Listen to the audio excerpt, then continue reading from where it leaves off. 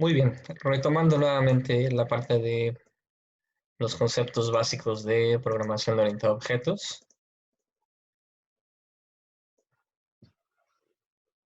¿Sí? Pero ya veámoslo 100% más práctico con Java, ¿no? Bueno, entonces, solamente recordar algunas de las definiciones principales. Lo primero que tenemos que hacer, obviamente, para programar orientado a objetos es crear clases. Eh, lo que hemos estado manejando hasta ahorita nosotros es siempre crear al menos una clase. Para que Java pueda ejecutar un programa, debe de tener al menos una clase y dentro de esa clase debe de tener la función main. Como sabemos, en la máquina virtual de Java busca esta clase que contiene el main y a partir de ahí inicia la ejecución. Pero obviamente, bueno, la idea no es tener solamente una clase y mucho menos solo una función. La idea es ir creando clases bajo un modelado de programación de orientado a objetos, que es lo que hemos estado viendo, ¿no? Entonces, ya no tendremos las funciones y las variables regadas por toda esa clase principal que hemos estado utilizando, sino que las iremos clasificando de acuerdo a su funcionamiento, de acuerdo a su comportamiento, en lo que conocemos como clases. Dentro de cada una de estas clases vamos a poner funciones y variables para poder ya sea guardar información o para ejecutar instrucciones. La idea es que se reparta lo que antes hacíamos solamente en funciones, ahora que se reparta en lo que conocemos como clases. ¿Qué son las clases? Pues son una estructura de datos avanzada que nos permite encapsular dentro de esta estructura datos y funciones, a los cuales llamamos nosotros atributos y métodos. ¿Ok?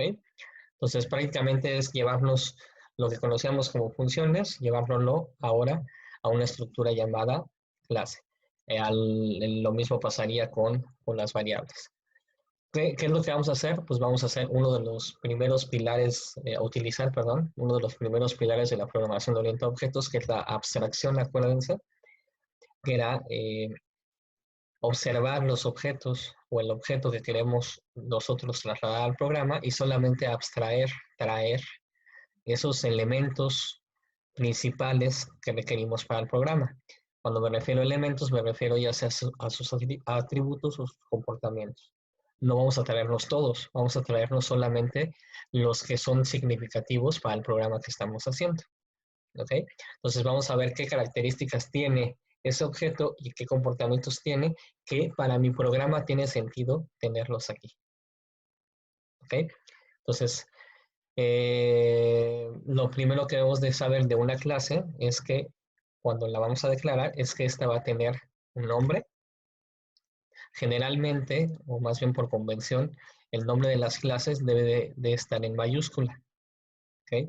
Si es la clase automóvil, la A debe estar en mayúscula. Si es la clase persona, la P debe ser con mayúscula, etcétera, etcétera. Entonces, normalmente ustedes deben de nombrar una clase empezando con mayúscula. Después de eso, lo que acabamos de ver, vamos a darle nombre a sus elementos. ¿Qué son los elementos? Pues se refiere principalmente a sus atributos. ¿Okay? Entonces, hacemos la abstracción de esos elementos, que son los atributos, y que prácticamente es lo que conocíamos como variables. ¿Ok? Posteriormente también haríamos lo mismo para los comportamientos, que es lo que viene como paso 3, que es la parte de describir las funciones que realizarán las acciones consideradas en los objetos. ¿Sí? Entonces, en pocas palabras es, vamos a modelar en orientado a objetos, entonces lo que vamos a hacer es crear clases. Y para crear clases, lo primero que debemos de identificar es cómo la vamos a llamar, qué atributos va a tener y qué métodos va a tener. ¿Ok? Y bueno, más o menos a lo mejor podemos tener un diagrama como este, ¿no? ¿Sí? Entonces, aquí nada más estoy modelando, no estoy codificando nada. ¿Qué me dice este diagrama UML? Me dice, voy a crear una clase que se llama empleado y como ven, empieza con mayúscula. ¿Sí? Después viene el listado, los atributos, en la primera sección, donde viene empleado ID, número de seguro social, salario, dirección, ciudad, provincia y código postal. Esos son atributos. ¿Ok? Obviamente aquí también el diagrama me está diciendo qué tipo de acceso tiene cada uno de esos atributos y de qué tipo son. ¿Ok? Entonces ya tengo nombre y ya tengo los primeros elementos que son los atributos y finalmente el comportamiento. ¿Qué va a poder hacer en mi programa el empleado? Va a poder contratar, despedir, promover, degradar, trasladar. ¿Ok? Eso es lo que estoy abstrayendo de un empleado de la vida real. Para mi programa es importante tanto esos atributos como estos métodos. ¿Ok? Ya que tengo claro lo que va a tener mi clase de empleado, simplemente restaría ahora la declaración en el código, en el lenguaje que voy a utilizar, ¿no? ¿Están de acuerdo? Generalmente, ustedes deben de crear un archivo por cada clase que creen. ¿Sí? Sí se puede crear más de una clase dentro de un archivo, sí, pero bueno, generalmente y a lo mejor para tener un mejor orden, yo les recomiendo que vayan creando por cada clase un archivo. ¿Ok? Ahora, importante que viene aquí en rojito. Lo que están haciendo al declarar las clases es solamente tener el molde, pero todavía no es algo que sirva para algo, ¿no? Entonces, tal cual, por ejemplo, como se ve aquí, los planos de la casa, no puedo vivir yo en un plano de casa, yo puedo vivir en una casa. Entonces, haciendo una analogía con el programa, es yo en la clase solamente estoy especificando cómo se ejecutaría, pero no se va a ejecutar hasta que yo cree un objeto de esa clase. Entonces, el hecho de declarar la clase no implica que se vaya a ejecutar. Si yo quiero que se ejecute los métodos, por ejemplo, de una clase, tengo que crear una función. ¿Ok? Entonces, por eso dice aquí, las definiciones o especificaciones no son código de programa ejecutable. ¿Ok? Van a ser ejecutables hasta que yo cree el objeto y llame a los métodos o asigne valor a los atributos. Muy bien. ¿Cómo definimos entonces la clase? ¿Cómo creamos una clase? Normalmente se pone una palabra reservada que implica que voy a declarar una clase y el nombre de la clase, como les comentaba, iniciando con mayúsculas. Lista de miembros se refiere tanto a los atributos como a los métodos y el fin de la clase. ¿Ok? Nuevamente insisto, el hecho de declarar una clase ni siquiera reserva espacio en memoria. ¿Ok? ¿Cuándo realmente se crea un espacio de memoria? Cuando creo una instancia o un objeto de la clase. Cuando a partir de mi molde creé ya algo. Ese algo que crea a partir de mi molde sí ya ocupa un lugar en memoria. Y ese algo se le conoce como objeto o instancia. ¿Ok? Perdónenme por ser tan repetitivo, chavos, pero esas son las definiciones que deben de tener ya totalmente claras, ¿no? ¿Qué es una clase? Que dentro de una clase tengo atributos, ¿sí? Que son variables, que son características de la clase, métodos, que son el comportamiento de la clase, que son funciones, y que a partir de las clases que tienen estos atributos y métodos, yo voy a crear objetos, que también se conocen como instancias. El hecho de crear un objeto se le llama instanciar una clase. ¿Ok? Esas definiciones, hablando de programación orientada a objetos, las deben de tener 100% claras.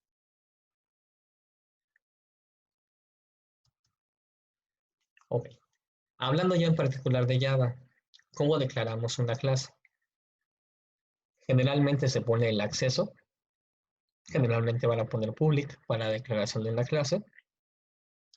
la palabra reservada class para decir que es una clase y el nombre de la clase, importante como les digo, siempre iniciando con mayúscula. Abrimos llaves, cerramos llaves y dentro de las llaves es donde vamos a definir los elementos de la clase, que son los atributos y los métodos. Pero en sí la pura declaración es solamente ponerle public class, nombre de la clase, abrir llave y cerrar llave. Y con eso ya estoy declarando una clase. Obviamente una clase vacía pues, no nos sirve de nada. Generalmente vamos a tener clases ya sea con atributos, ya sea con métodos o ambos. ¿Okay? Entonces puedo tener clases que solamente tienen atributos, puedo tener clases que solamente tienen métodos o puedo tener clases que obviamente contengan ambos. Muy bien. Ok. Hablando de cada uno de los elementos que tiene una clase, es decir, sus atributos y sus métodos, tienen una cierta visibilidad, como veíamos antes con las variables, ¿no? Hasta qué ámbito tienen, hasta dónde se pueden ver, quién las puede ver, ¿ok? Dependiendo yo, como se ve aquí en el diagrama de reglas de visibilidad, dependiendo yo el tipo de visibilidad que le dé al atributo, me va a decir quién lo puede leer y quién no lo puede leer, quién lo puede modificar y quién no lo puede modificar. ¿Ok? Lo mismo aplica para las operaciones que ven aquí, que son los métodos. ¿Ok? Los tres principales reglas de visibilidad son público, privado y protegido. Hablando de UML, para yo decir que es un atributo o un método público, voy a usar el símbolo de más. Para decir que es privado, el símbolo de menos y protegido con un gatito. ¿Ok? Entonces, aquí hablando de UML, eso me permite saber qué tipo de atributo o de método es el que tengo, qué tipo de visibilidad tiene. ¿Sí? Ahora, hablando de esa visibilidad, pues tenemos la tabla de aquí abajo que nos dice hasta dónde va a ser visto o puede ser visto cada uno de los atributos o puede ser usado cada uno de los métodos. Si yo declaro un atributo o un método público, primera columna, quiere decir que ese atributo y método lo puedo usar desde la misma clase, lo puedo usar desde una clase subclase, es decir, usando herencia, o lo puedo usar incluso desde otra clase. ¿Okay? En cambio, si yo declaro ya sea un atributo o un método de manera privada, solamente lo voy a poder utilizar dentro de la misma clase o de una subclase. Es decir, no es visible para otras clases. Lo mismo aplicaría para si lo quieren protegido. ¿Ok? Y cuando ustedes declaran por ejemplo, una variable dentro de la función y ni siquiera le ponen el tipo de regla de visibilidad, el por default, por ejemplo, si en vez de ponerle public int edad, si le quitan la palabra public y nada más ponen int edad, va a tomar la visibilidad por default, que prácticamente lo que hace es que solamente puede verse dentro de la clase, que es una variable local de la clase, en pocas palabras. ¿Ok? Entonces, volvemos a lo mismo. Yo, que ya voy a hacer un programa a nivel programación orientada a objetos, lo primero que hago es identificar las clases, identificar sus atributos, identificar sus métodos. Con eso voy a saber qué nombre le voy a poner, qué atributos va a tener y qué métodos va a tener.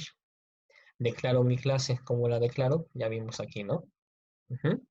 Y luego voy a definir qué tipo de acceso va a tener cada uno de mis atributos y cada uno de mis métodos.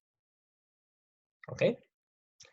Ya que haya yo definido y que tenga claro qué tipo de funciones, bueno, métodos y atributos voy a tener dentro de mi clase y ya la haya codificado, ya teniendo el molde, ahora sí yo puedo crear objetos de la clase, que esos son los que realmente se van a ejecutar.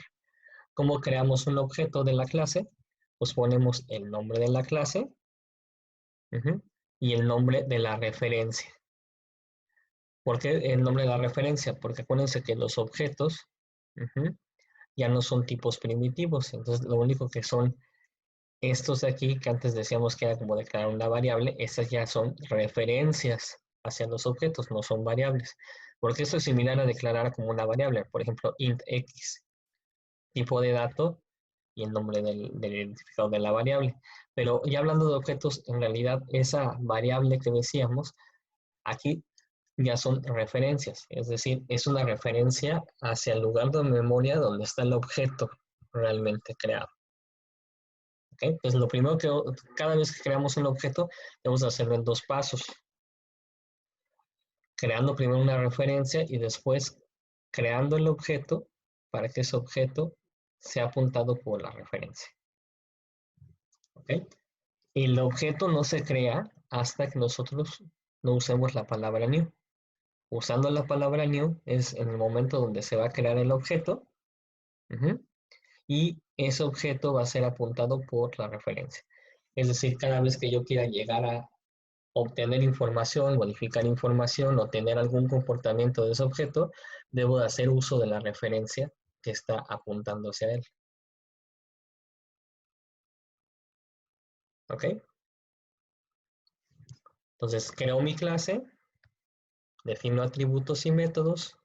En la definición pongo qué tipo de visibilidad van a tener. Y ya que esté bien definida mi clase, ahora sí puedo crear objetos. ¿Ok? Bueno, dentro de la definición de lo que sería mi clase, los atributos, como sabemos, son simplemente variables, ¿no? Por ejemplo, de una persona puede ser la edad, el nombre, etcétera, etcétera. Esos son los atributos. Sin embargo, una buena práctica de cómo proteger la información de esos atributos es permitir que se lea información o se modifique información de esos atributos a través de dos métodos. Uno que se va a llamar get y otro que se llama set. Que se conocen como métodos selectores o modificadores, que son los que ven aquí. ¿Okay? Entonces, el primer tipo de métodos que podemos tener, por ejemplo, dentro de una clase, son los getters, para consultar el valor de un atributo, o los getters para modificar el valor de un atributo. ¿Okay? Podemos declarar las variables simplemente públicas a nivel de la clase y ya. Sí, sí podemos. Pero la mejor práctica es usarlo a través de getters y setters. ¿Por qué? Porque a través de un getter, por ejemplo, de un set, ustedes pueden prevenir un mal uso de cada una de las variables. Es decir, pueden, por ejemplo, hacer una validación del valor que van a guardar en el atributo antes de guardarlo y así no asignarlo directamente.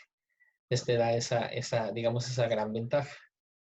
Igual, cuando yo quiera obtener información de un atributo, a lo mejor yo primero puedo validar cierto estado del objeto y decir si sí puedo traerle ese valor o no puedo traer ese valor. Entonces, de alguna forma, el get y el set nos permite filtrar la información, ya sea de entrada o de salida, hacia los objetos.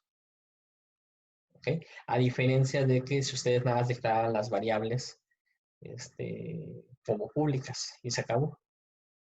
¿Ok? Entonces, generalmente, cuando ustedes cada vez que creen un atributo, por cada uno de esos atributos van a tener un método get y un método set. ¿Ok? Otro tipo de métodos que existen son los métodos constructores. Bueno, el método constructor es aquel que se ejecuta en el momento que ustedes crean un objeto. Por eso ustedes cuando crean un objeto le ponen la palabra new, el nombre de la clase y abren y cierran paréntesis. Lo que están haciendo ahí es llamar al método constructor. ¿De qué sirve un método constructor? Si ustedes no lo definen, automáticamente el compilador lo hace y se acabó, ¿no? Crea el objeto.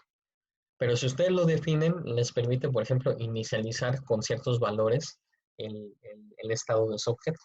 Es decir, inicializar algunos atributos del método, digo, de la clase, al momento que se cree. Cuando me refiero al momento que se cree, recuerden que hablo de la palabra new. ¿Ok? Entonces, realmente cuando yo digo new, nombre de la clase, aquí me estoy refiriendo a que se ejecute el constructor de la clase. Y ese constructor de la clase va a regresar un objeto de ese tipo. ¿Ok? Entonces, existen métodos constructores, selectores, que es el get, y modificadores, que son los set. Y bueno, los demás, que a lo mejor los veremos más adelante, pero los que me interesa que sepan son esos tres. Los destructores también, hablando de Java, no, tampoco no es tan necesario que lo sepan. Entonces, para esta etapa que vamos a ver de programación orientada a objetos, los más importantes que deben de conocer son los constructores que se ejecutan en el momento que yo cree un objeto, los selectores para traer información de un atributo y los modificadores, que es el set, para modificar el valor de un atributo. ¿Ok? ¿Dudas hasta aquí, chavos?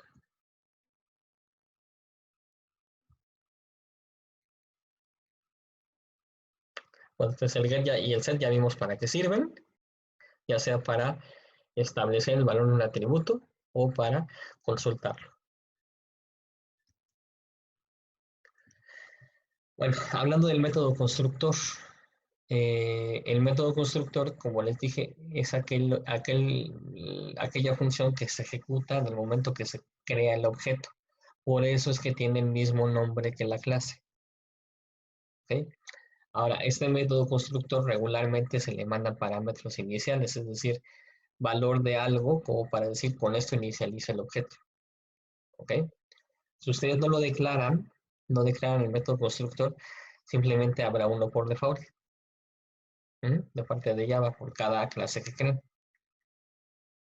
Ahora, ese método constructor puede haber varios en una clase. Es decir, puedo crear 5 métodos constructores con el mismo nombre, que es el nombre de la clase, pero solamente se va a ejecutar uno. Digamos que el método constructor tiene la capacidad de la sobrecarga de métodos, ¿no? Es cuando yo llamo con el mismo nombre a varios métodos, pero tengo a lo mejor el número distinto de parámetros. A lo mejor mi método constructor 1 no requiere parámetros, mi método constructor 2 requiere cierto número de parámetros, y el número 3 a lo mejor se salta algunos, pero también no son el mismo número de parámetros. Y regularmente se estila eso para los constructores, que yo voy a crear un objeto, y pero me da muchas opciones de cómo construirlo. Es como si tuvieran una clase en la casa, y que vean los planos. A lo mejor, si ustedes de manera inicial pueden decir si esa casa a lo mejor de inicio va a ser lujosa o va a ser simple, por ejemplo. Entonces le mando como parámetro en el momento que creo una nueva casa, le digo new casa, y entre paréntesis le meto un parámetro, por ejemplo, que sea casa normal. Entonces yo sé que me va a crear una casa, pero con un estado que es normal. ¿Estamos? Ahorita esto lo vamos a ver, cómo manejarlo, ¿no? Pero lo más importante desde el método constructor es que se ejecuta en el momento que se crea el objeto, es decir, cuando usan la palabra new. Pero también lo más importante es que sepan es que puede haber más de un método constructor. Vamos a ver un ejemplo. ¿Cuáles son las reglas del constructor? Obviamente debe tener el mismo nombre que la clase. Por ejemplo, aquí está la clase rectángulo. Y vamos a buscar rectángulo.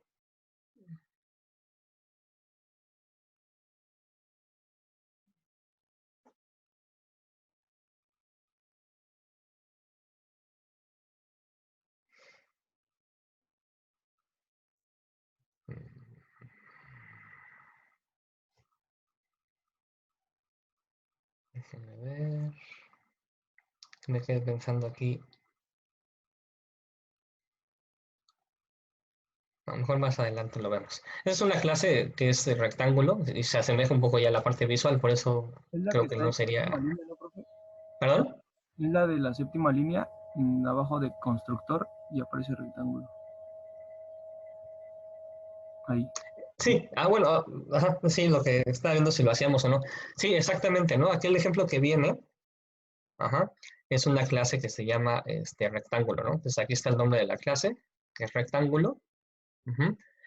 Se pueden ver, tiene dos atributos, que es longitud y anchura. Aquí a lo mejor no están declarados públicos y no estoy teniendo los getters y setters, ¿no? A lo mejor faltaría tener los getters y setters para que fueran atributos. Y después de eso tengo el método constructor, que como ven tiene el mismo nombre que la clase, ujú, y requiere de dos parámetros iniciales, que obviamente es la longitud y el ancho. Ujú. Entonces, si yo quiero crear un rectángulo, aquí donde está la clase prueba rectángulo, creo la referencia aquí abajo, si lo ven, rectángulo R, y luego le asigno a la referencia el nuevo objeto rectángulo, mandándole información inicial, para que construya el rectángulo con una longitud y anchura de manera inicial. ¿Ok? Yo podría crear otro método constructor aquí dentro de que también se llama rectángulo, y a lo mejor nada más pasarle el ancho, por ejemplo, ¿no? Entonces yo puedo construir un objeto con valores iniciales usando el método constructor. Pero cuando yo construyo algo, a lo mejor puedo tener varias formas de construirlo, ¿sí? Entonces, y puedo tener distintos materiales para construirlo. Y a lo mejor si no tengo ahorita un material en particular, a lo mejor sí puedo iniciar la construcción de la casa, por ejemplo, pero no va a tener algo, ¿no? Ujú. Pero eso no indica que no puede iniciar la construcción. Entonces, hablando de programación, es que ustedes pueden crear objetos y a lo mejor a veces requieren dos datos, pero a veces sí requieren tres o requieren cuatro. Entonces, depende del número de información que requieran, ustedes pueden crear muchos constructores. ¿Cuál sería la regla ahí? Que siempre tenga el mismo nombre. ¿Okay? Es decir, puedo tener aquí varios métodos que se llaman rectángulo, nada más que van a tener distinto número de parámetros. Y eso significa que yo tengo más de un constructor en la clase. ¿Okay? Ahorita vamos a ver en el, en Eclipse a qué me estoy refiriendo con esto de que puedo tener más de uno, ¿no? Entonces aquí de hecho está la nota, ¿no? En general una clase puede contener múltiples constructores, pero se diferencian entre sí en la lista de parámetros. ¿Sí? Entonces puedo tener más de un constructor, pero debe de tener al menos un número distinto de parámetros. ¿Sí? No puedo tener dos constructores llamados rectángulo y que los dos requieran dos variables double, por ejemplo. Eso no se podría. Y va muy de la mano de lo que se conoce como sobrecarga de métodos, va de la mano con una de las características de programación orientada a objetos, que es el poliformismo. Entonces, un mismo objeto puede tener distintas formas de construirse, gracias a que yo puedo poner el mismo método, pero con distintos parámetros, número de parámetros. ¿Ok? A ese hecho de yo tener dentro de una clase un método, sea cual sea, un método, más bien varios métodos con el mismo nombre, a esa característica se le llama sobrecarga de métodos. ¿Ok? Overload. Eso aplica tanto para los constructores como para cualquier otro método. Yo puedo tener métodos con el mismo nombre dentro de una clase, pero con distintos números de parámetros. Y eso es sobrecarga de métodos. Ese mismo concepto aplica para constructores. Puedo tener muchos constructores con el mismo nombre, obviamente, que el nombre de la clase, pero con distinto número de parámetros. ¿Ok? Bueno, eso ahorita lo vemos. Pues rápido, para concluir, chavos. ¿Qué van a hacer ustedes? Ya hablando en programación orientada a objetos, van a definir clases. Dentro de las clases deben de definir sus atributos y sus métodos. Deben de determinar qué visibilidad van a tener cada uno de los atributos y los métodos, obviamente de qué tipo son, las funciones que van a regresar, qué parámetros requieren, etcétera, etcétera. ¿Ok? Hablando de en la clase, la voy a declarar poniendo el nombre de la clase, siempre se pone con el nombre en mayúsculas. Hablando de los atributos y los métodos, debo de indicar si son públicos, privados o protegidos. Luego, obviamente, la declaración normal como si fuera una variable, es decir, por ejemplo, public, int, edad, ¿no? Entonces, eso ya hace que sea un atributo. O la operación, public, que podría ser una operación public, public double suma, ¿no? Que es el que hicimos nosotros, ¿ok? Entonces, eso ya está indicando que es un método público, ¿ok?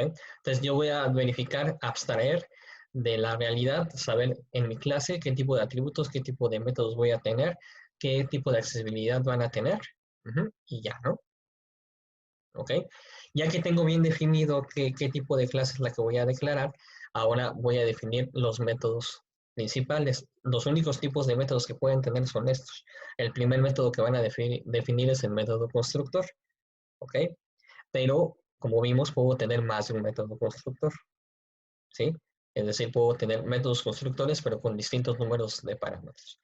Y por cada atributo debo tener sus propios getters y sus propios setters. Y finalmente, adicional a eso, pues tengo obviamente